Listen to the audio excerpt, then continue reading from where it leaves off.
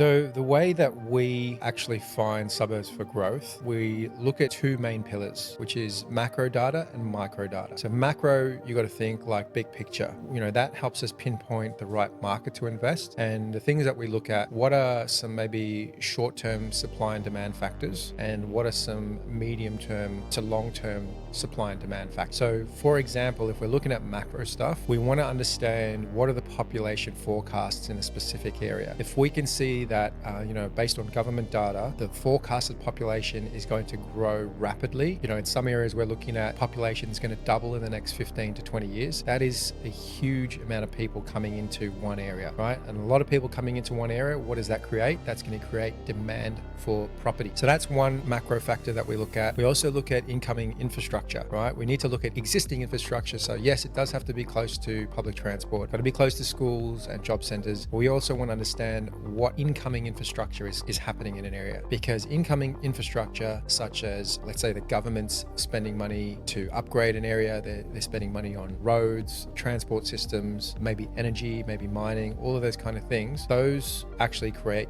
jobs. Maybe even a hospital, for example, that's going to create a lot of jobs. Where do people move? They move to where they can get the best pay, where they can get the best job. That's another thing we look at for macro factors. We want to understand, where a job is being created, and that's usually from infrastructure investment. We get that data as well. And probably the third one, which is really, really important, is you need to make sure that right now the market is moving right now. Because as a property investor, look, all property goes up over time. You'll find it very hard to find a property in Australia unless you tried really, really hard to find something that didn't go up in value over the next 15, 20 years. But as a property investor, what is your goal? Your goal is to get to your end result as quickly and safely as possible. You want to buy into an area which has got some movement now so that you can build equity right now in your property, take that equity and then go into the next property quickly. So if you pick a market which doesn't have the right indicators, supply is high, days on market is high, stock is high, clearance rates are low, all that sort of thing, these are the indicators that we look at. It's an indicator that the market isn't really moving right now, which means you might have to wait to build that equity. You may buy the property today, and then you might have to wait 3 years or 5 years, or